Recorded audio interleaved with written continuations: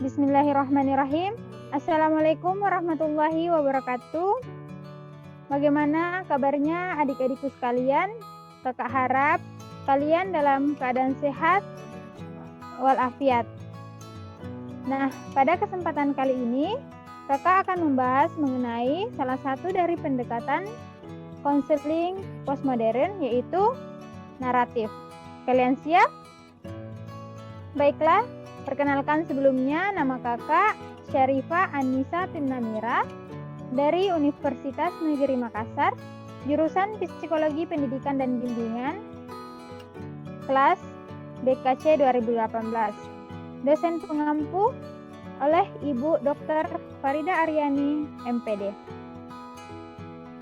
Materi yang akan dibahas pada kesempatan kali ini yaitu yang pertama, pengertian konseling naratif, yang kedua, tokoh-tokoh dari konseling naratif, yang ketiga, pandangan hakikat manusia dari konseling naratif, yang keempat, tujuan terapi, yang kelima, tahapan konseling, dan terakhir, teknik dari konseling naratif.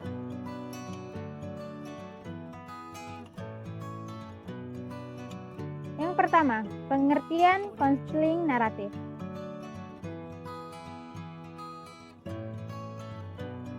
Jadi, konseling naratif adalah bentuk psikoterapi yang menggunakan narasi.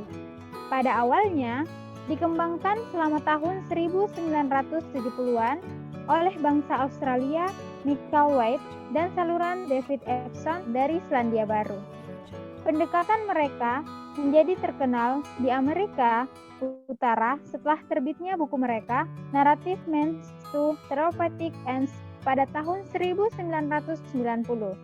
Diikuti dengan berbagai buku dan artikel tentang kasus sebelumnya dari anoreksia nervosa, ADHD, skizofrenia, dan masalah lainnya.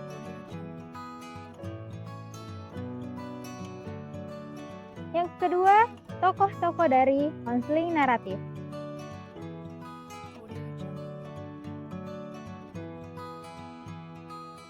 Yang pertama, Bapak Michael White. Bapak Michael White adalah seorang pendiri bersama dengan Bapak David Epson bagi perkembangan terapi naratif. Dia bekerja pada Dulwich Center di Adelaide, Australia, dan hasil kerjanya bersama dengan banyak keluarga dan komunitas masyarakat telah menarik perhatian internasional. Dia sangat menyenangi dan meluangkan waktu bersama keluarga dan teman-temannya, dan dia sangat menikmati berenang, menerbangkan pesawat kecil, dan bersepeda. Beberapa buku dari hasil karya Bapak Michael White, antara lain Narrative Means to the Therapeutic Ends pada tahun 1990 dan Narrative of Therapy's Life yang diterbitkan pada tahun 1997.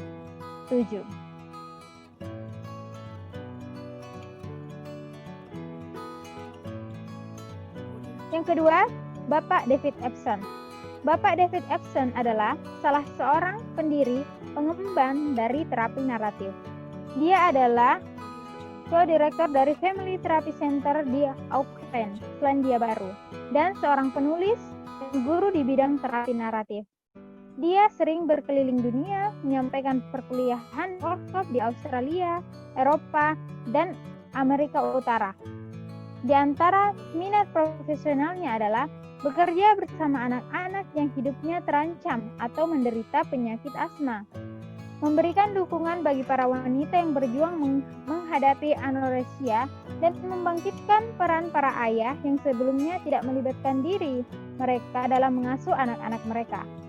Dia adalah co-author dari buku Narrative Means to the Therapeutic Ends yang diterbitkan pada tahun 1990 dan Playful Approach to Serious Problems, Narrative Therapy with Children and Their Family yang diterbitkan pada tahun 1997.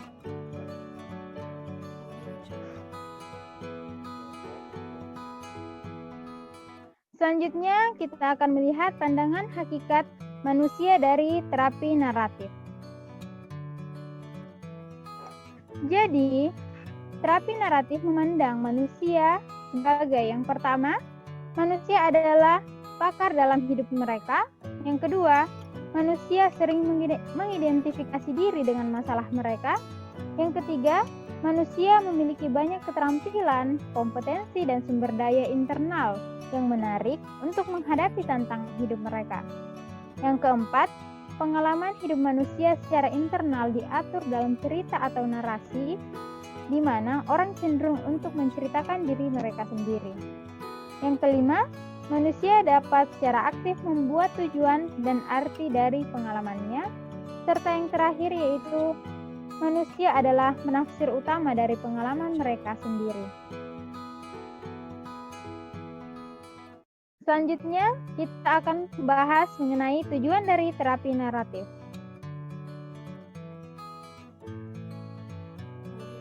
Jadi, tujuan umum terapi naratif adalah mengundang orang-orang untuk menjelaskan pengalaman mereka dalam bahasa baru dan segar. Dalam melakukan hal ini, mereka membuka makna atau cakrawala baru untuk pemikiran, perasaan, dan perilaku problematis. Terapi naratif lalu memasukkan kesadaran dampak dari bermacam-macam aspek budaya dominan kepada kehidupan manusia. Praktisi naratif berusaha memperbesar perspektif dan memfokuskan serta memfasilitasi penemuan atau penciptaan pilihan baru yang unik terhadap orang-orang yang mereka lihat.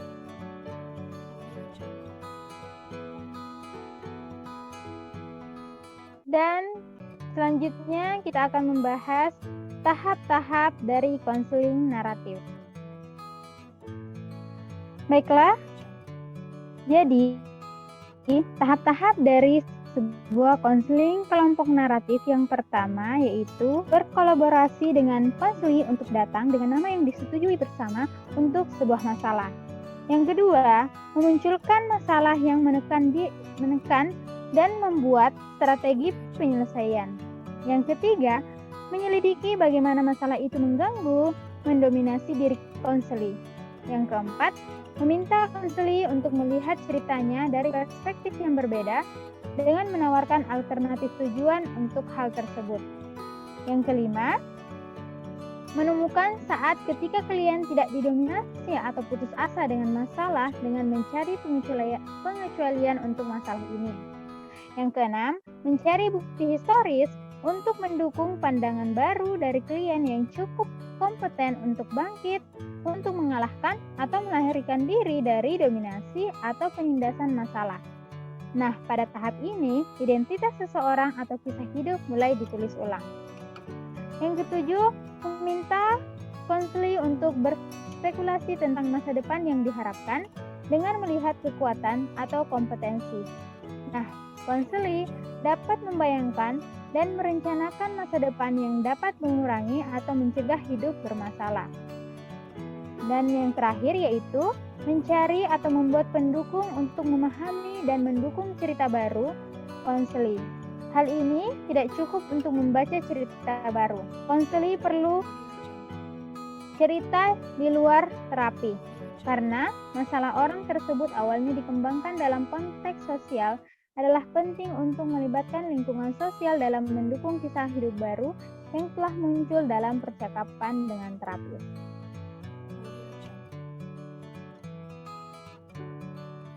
Nah, yang terakhir kita akan bahas mengenai teknik-teknik dari konseling naratif.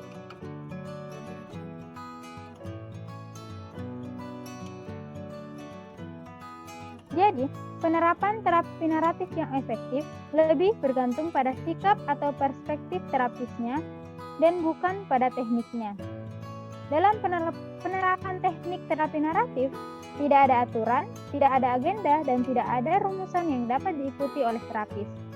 Untuk memastikan bahwa hasilnya adalah positif, terapis naratif sama dengan posisi Carol Rogers yang menekankan cara terapis yang tidak mengikuti atau diarahkan dengan teknik-teknik.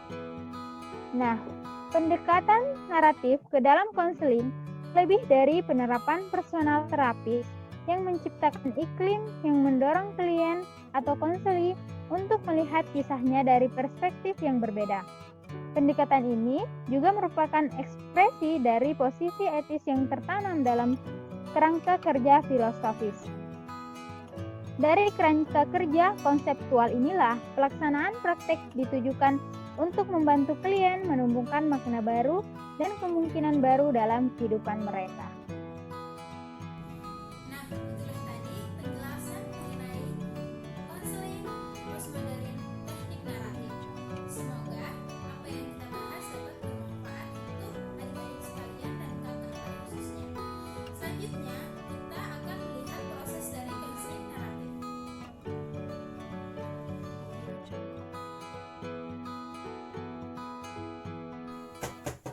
Assalamualaikum, Bu.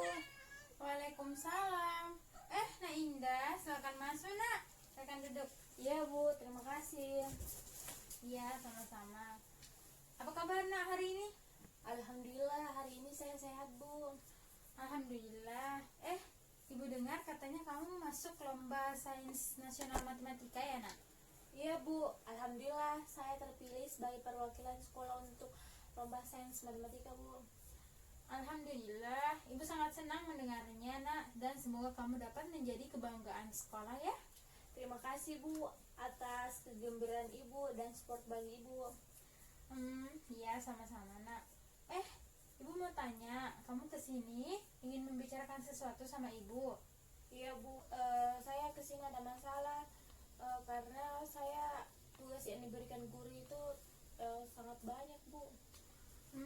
Begitu ya, Nak. Ibu paham dengan apa yang kamu rasakan. Yang penting di sini kamu dapat berperan aktif dalam proses konseling ini.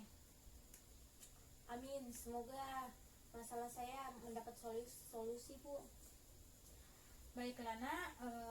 Perlu Nak Indah ketahui dalam sebuah proses konseling itu akan memakan waktu 3-4 kali pertemuan. Nah, di mana setiap pertemuan berkisar selama 45 menit. Tetapi ini juga tergantung daripada keaktifan Nak Indah sendiri. Jika Nak Indah aktif dalam proses konseling ini, maka proses yang dibutuhkan akan cenderung lebih cepat. Tetapi jika Nak Indah bermalas-malasan dan tidak aktif, maka waktu konseling yang dibutuhkan akan cenderung juga lebih lama. Dan ini sebuah tergantung dari sikap Nak Indah sendiri bagaimana dalam menjalankan proses konseling ini. Iya, Bu, saya mengerti. Saya akan aktif dalam proses konseling ini, Bu. Karena tadi kamu mengatakan bahwa kamu sulit mengikuti pembelajaran. Iya, Bu, saya kesulitan mengikuti pembelajaran daring, Bu. Kadang saya juga lambat mengerjakan tugas, Bu, dan mengumpulkannya. Memang kenapa bisa kamu lambat dalam mengumpul tugas, Nak? Begini, Bu. Biasanya jaringan tidak mendukung, Bu. Terus guru seakan berlomba untuk memberikan kami tugas, Bu. Kadang saya juga tidak mengerti mau jawab apa untuk tugas itu, Bu. Tidak mengerti? Iya, Bu, saya kadang tidak mengerti, Bu, karena para guru biasanya hanya memberikan kami tugas, Bu, tanpa menjelaskan apa maksud dari tugas ini, Bu. Jadi saya juga tidak mengerti apa yang harus saya jawabkan, Bu. Dalam artian kamu sangat bingung dalam mengerjakan tugas-tugas dari guru. Iya, Bu, saya juga tidak tahu, Bu, kenapa saya sangat bingung mengerjakan tugas-tugas dari guru, Bu.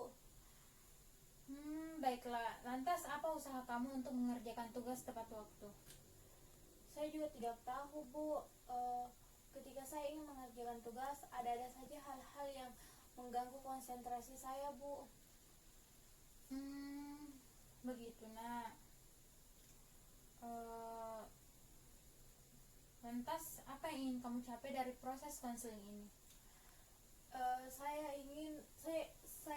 Yang saya ingin capai dalam proses konseling ini, Bu, saya ingin bagaimana agar saya bisa mengerjakan tugas tepat waktu, Bu. Baiklah, kalau itu yang Nak Indah inginkan.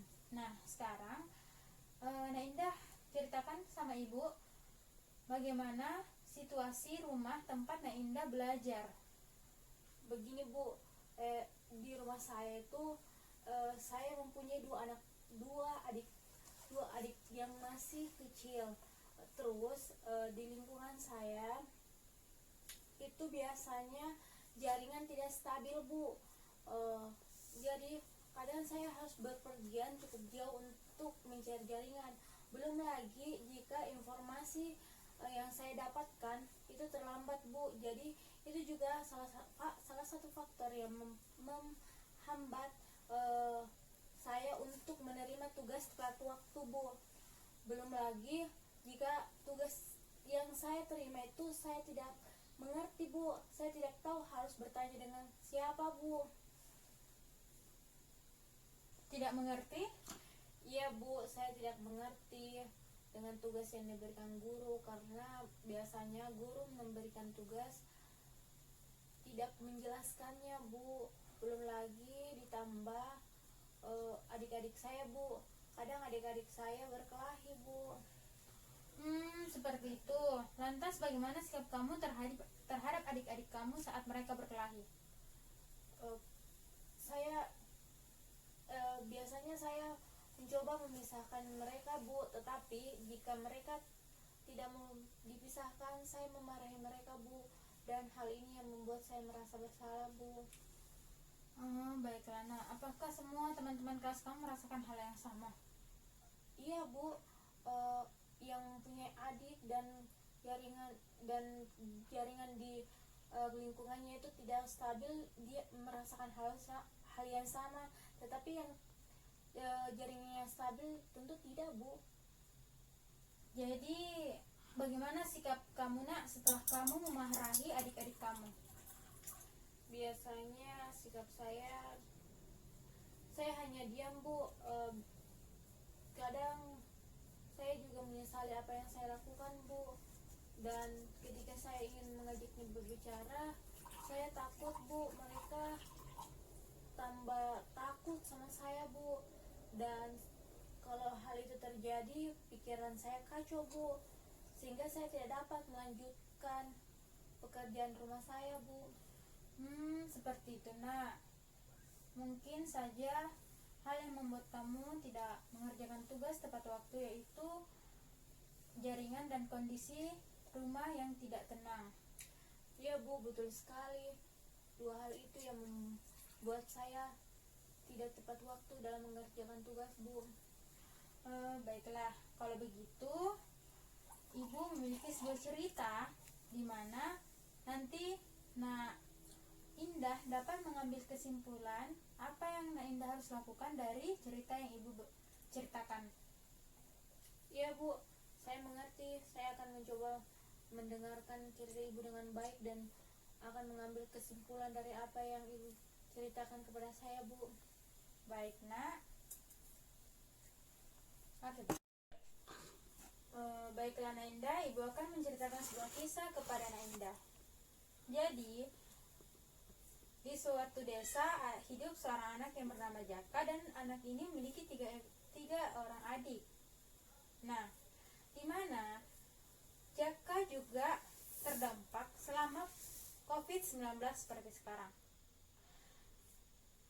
Jaka yang tinggalnya di desa mengalami kesulitan untuk mengirim tugas-tugasnya karena terkendala oleh jaringan.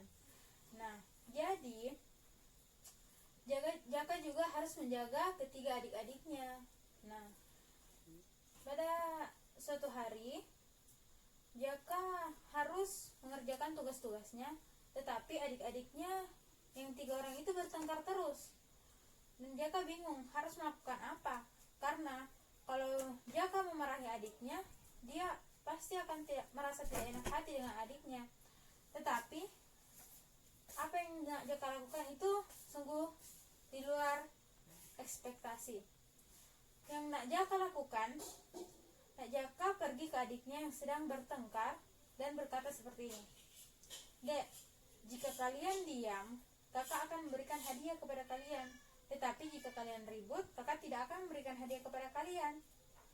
Dan adik-adik Jaka pun bersorak gembira dan mereka diam. Dan Jaka pun mengerjakan tugasnya dengan baik tanpa diganggu oleh adik-adiknya yang bertengkar. Dan saat Jaka ingin mengumpulkan tugas, Jaka akan pergi ke tempat yang jaringannya stabil, dan buah dari kesabaran Jaka dapat mengerjakan tugasnya tepat waktu. Nah, baiklah nak. Coba Nainda sekarang simpulkan apa yang Nainda dapatkan dari cerita yang ibu baru ceritakan. Yang saya bisa dapatkan dari petik dari cerita yang ibu ceritakan tadi, bahwasanya seharusnya ketika adik saya berkelahi, tidak seharusnya saya memarahinya, apalagi sampai berlaku kasar, tapi sebaliknya saya harus mengatakan kepada adik saya, jika kalian berhenti berkelahi dan kalian mematuhi perintah saya akan memberikan hadiah untuk kalian. Dan yang kedua, yang saya dapat simpulkan dari cerita ibu yaitu saya harus berusaha keras untuk mencari jaringan jika ingin tugas saya tepat waktu. Baiklah nak, sekarang setelah ini apa yang Indah ingin lakukan? Saya pikir saya akan mengontrol emosi saya di depan adik saya, Bu. Dan jika jaringan di rumah saya kurang stabil, saya akan pergi mencari jaringan, Bu, sehingga tugas saya dapat terkumpul tepat waktu. Alhamdulillah, ibu sangat senang mendengar apa yang kamu rencanakan nak. Semoga kedepannya kamu dapat mengumpulkan tugas kamu tepat waktu. Amin, Bu. Terima kasih atas doanya, Bu. Ya, sama-sama. Indah, sebelum kita akhiri pertemuan ini, ibu ingin kita bertemu lagi untuk membahas kemajuan kamu. Baik, Bu. Pekan depan hari Kamis saya akan kesini lagi, Bu, untuk membahas perkembangan saya, Bu.